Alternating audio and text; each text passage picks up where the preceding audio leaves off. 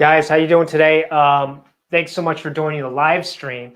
So hopefully this is the first live stream. All your technical gadgets and your audio and everything is going well. At the same time, I'm presenting with the equipment I have, and hopefully it's going to go smooth on this live stream. So the theme of today's live stream or presentation is basically ways that you can apply for jobs on LinkedIn.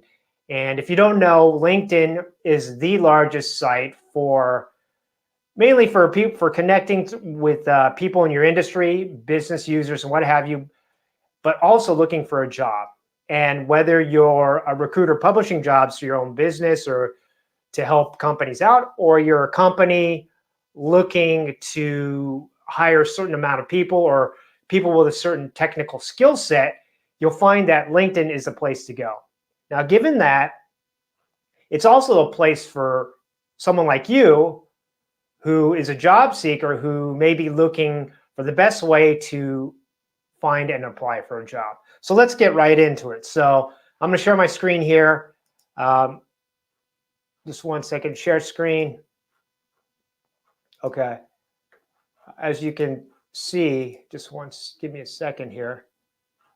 The way to apply for the first way to apply for a job is what they call easy apply. So if I navigate straight to the jobs site, and let's say I'm looking for a job, give any job like looking for an enterprise sales job. So you're looking for an enterprise sales job, sales specialist, or it kind of autofill. So when you go into actually looking for a job, it will autofill with the title of position that you're particularly looking for. So let's just enter enterprise sales, city, state. Let's say it's Los Angeles, California.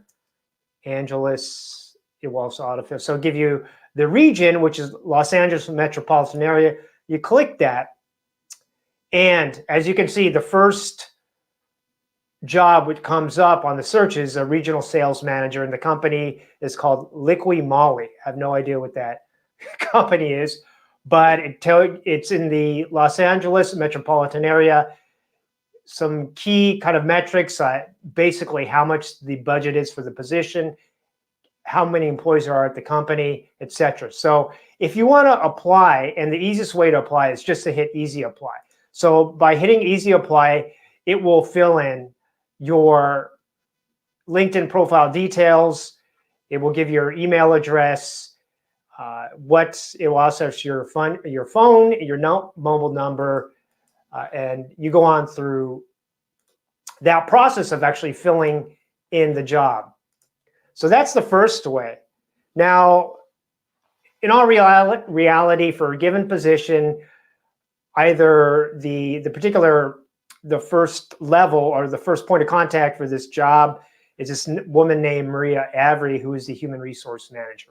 In all honesty, you're probably not going to get that good of a response rate for an easy apply because they're getting hundreds to thousands of resumes.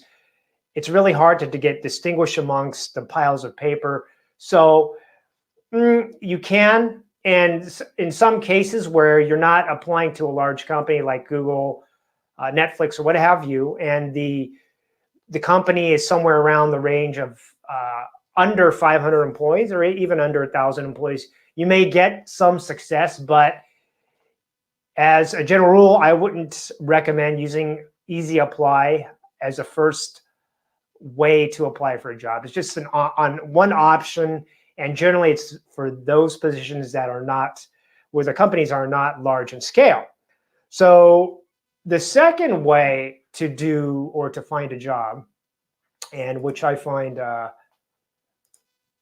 works well, is actually connecting with people in the company. So again, if I were to target a company like Infosys, which is an Indian system integration company, an Indian IT services consulting company, I can go to the company page, and then I can click on the employees, and then again drill down into the LinkedIn search bar and look for region specific or the particular location. So for this example, let's say I'm looking for Arizona, right?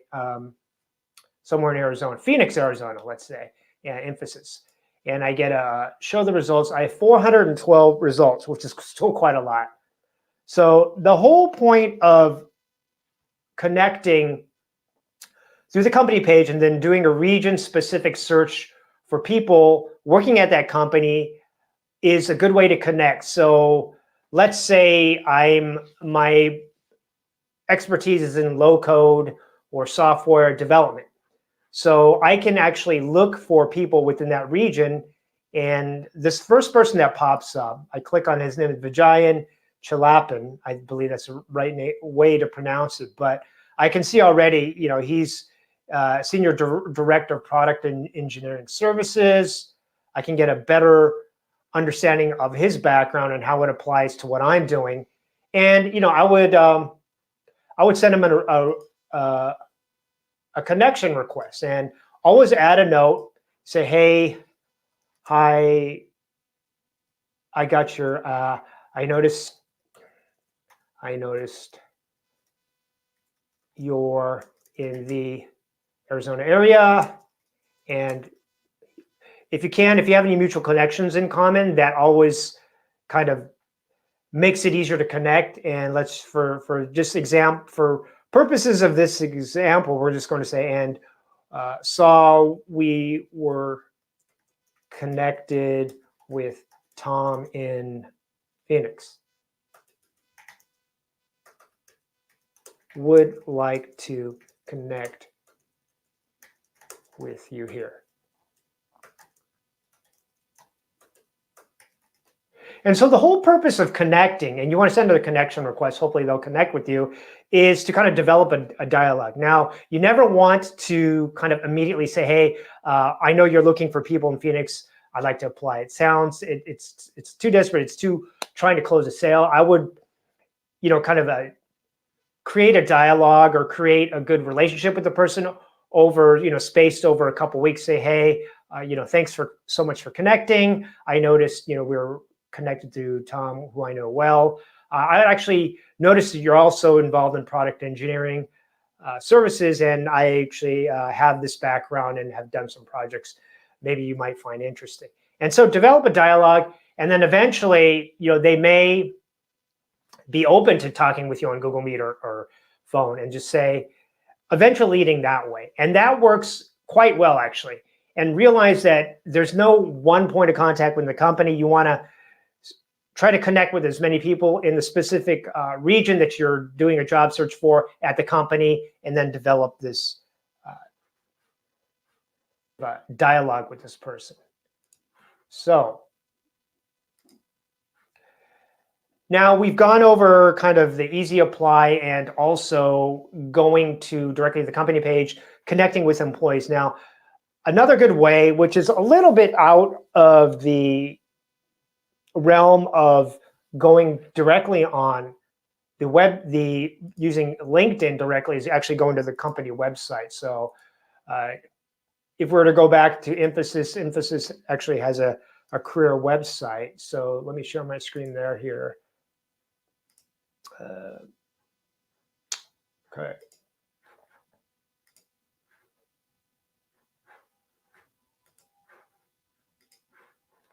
So if I were to go to Emphasis Careers,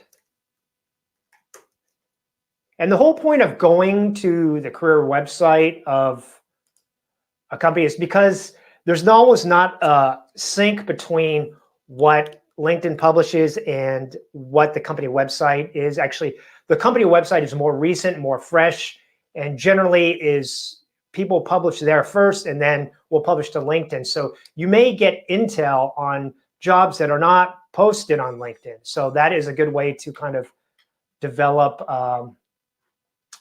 particular. So let's see, let's go to United States.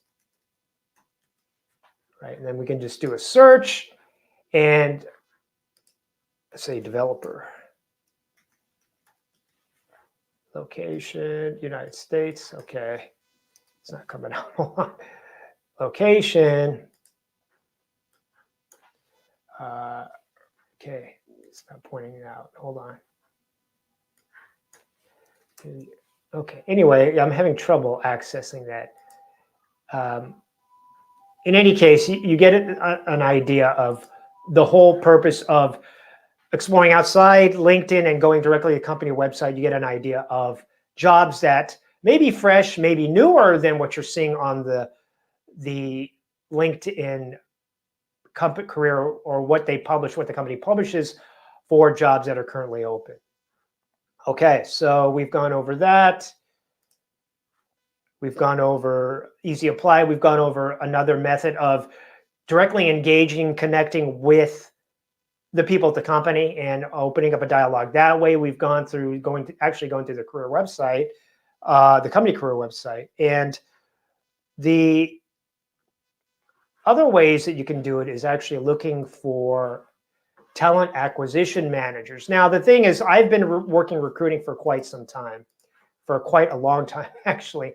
And the jury's out on if it's worth connecting with recruiters at a company. And if you're a candidate, certainly I think there's some benefit to that. So let's get right into it and see how you can go about in connecting with talent acquisition people through LinkedIn. So you go to LinkedIn again. And let's say I'm looking for talent acquisition managers, right? Talent acquisition managers, right? And then again, it'll give you a list of people. You can drill down further. So the good thing about LinkedIn is you can actually do by using the filters, you can get a more narrowed down search. And specifically, if you're looking for a company, so I add emphasis, talent acquisition, there's over 573.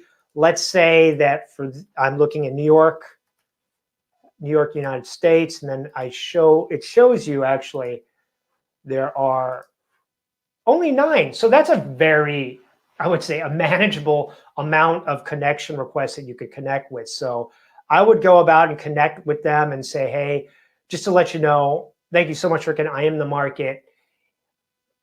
Just remember that if you're trying to reach out to these people, don't create a lengthy kind of summary of what you've done, all these paragraphs, emails.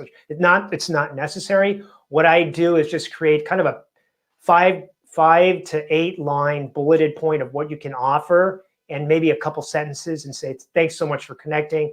Look forward to connecting with you. And then keep on connecting with them, so you can stay top of mind with the recruiters. And, perhaps you may want to put in an Excel spreadsheet and label job search or what have you.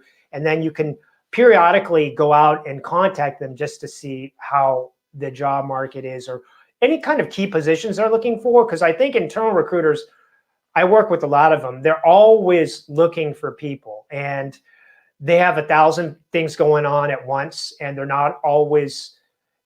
may not always remember the last email you sent or the last contact you sent. So that's why it's really important to stay in contact with them, and just to know what's going on in the market and how you can potentially help their company. Okay. So the last kind of method that I want to go over is going through the connection requests of the company. But this time, what I would do is actually connect with them. And then you want to make sure that you have some type of value, right? Something that you can add to them, right? Because I think the problem in today's world and what we're seeing is, how many times have you gotten a connection request or just a straight cold email, and they're trying to sell you immediately? It's like annoying. You're losing trust. You don't want to deal with them. So by connecting, and what I recommend is through LinkedIn, you can do stuff like publish white papers. You can do newsletter. LinkedIn allows you to create a newsletter. Maybe you want to create like a monthly newsletter or a weekly newsletter, to where you're showing your connections, what you're doing. And I would keep it specific to your expertise, and then offering value through that. And that is a way you need to think of in terms of holistic selling, so to speak, if you're selling yourself, you just don't want to, we FM, what's in it for me? It's what's in it for them. What can you offer that company or those people, value for that? Anyway, I hope you enjoyed today's broadcast on 5 methods to apply for LinkedIn and just apply for careers in general. And if you leverage the tool and you think outside the box and you're always thinking how you can add value to people's lives, it's a much better strategy than just applying directly or where you end up on the bottom pile of 1,000 other resumes. This is coming from experience over 20 years working as a recruiter and sales, what have you. So I certainly know it. Thanks so much. Have a good day.